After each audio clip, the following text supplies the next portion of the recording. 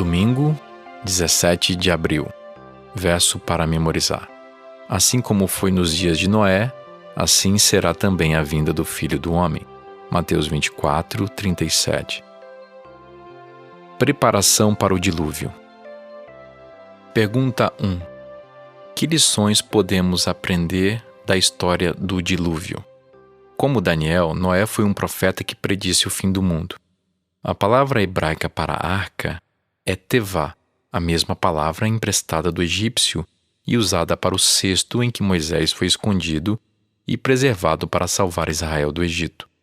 Além disso, alguns observaram na estrutura geral da arca paralelos com a arca do tabernáculo. Assim como a arca do dilúvio permitiu a sobrevivência da humanidade, a arca da aliança, sinal da presença de Deus no meio de Israel, apontava para a obra divina de salvação em favor de seu povo. A frase "conforme tudo o que Deus lhe havia ordenado, assim ele fez", conclui a sessão preparatória. O verbo assá, fez, referindo-se à ação de Noé, responde ao verbo assá, faça, na ordem divina que inicia a sessão e é repetido 5 vezes. Esse eco entre a ordem divina e a ação de Noé sugere obediência absoluta do patriarca ao que Deus lhe tinha dito que fizesse, assá. É interessante que essa frase foi usada no contexto da construção da Arca da Aliança. Ellen White escreveu em Patriarcas e Profetas, abre aspas, Deus deu a Noé as dimensões exatas da arca e instruções claras em relação à sua construção em todos os detalhes. A sabedoria humana não poderia ter concebido uma estrutura de tão grande resistência e durabilidade. Deus foi o projetista e Noé o construtor-chefe. Fecha aspas. Novamente, o paralelo entre as duas arcas reafirma sua função redentiva comum.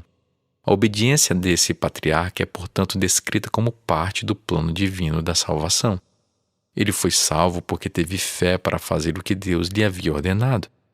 Ele foi um dos primeiros exemplos da fé que se manifestaria na obediência, o único tipo de fé que importa.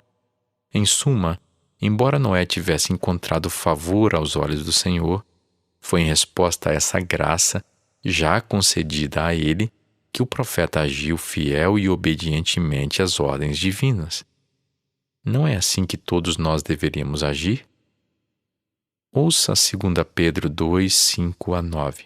E ele não poupou o mundo antigo, mas preservou Noé, pregador da justiça, e mais 7 pessoas, quando fez vir o dilúvio sobre o mundo de ímpios. E reduzindo a cinzas as cidades de Sodoma e Gomorra, condenou-as à ruína completa, tendo-as posto como exemplo do que viria a acontecer com os que vivessem impiamente. Mas livrou o justo Ló, que ficava aflito com a conduta libertina daqueles insubordinados, porque esse homem justo, pelo que via e ouvia ao morar entre eles, atormentava sua alma justa, dia após dia, por causa das obras iníquas que aqueles praticavam. Assim, o Senhor sabe livrar da provação os piedosos e manter os injustos sob castigo para o dia do juízo. Por que apenas a família de Noé foi salva? Que lição aprendemos com a história de Noé a respeito de nosso papel em alertar o mundo sobre o juízo?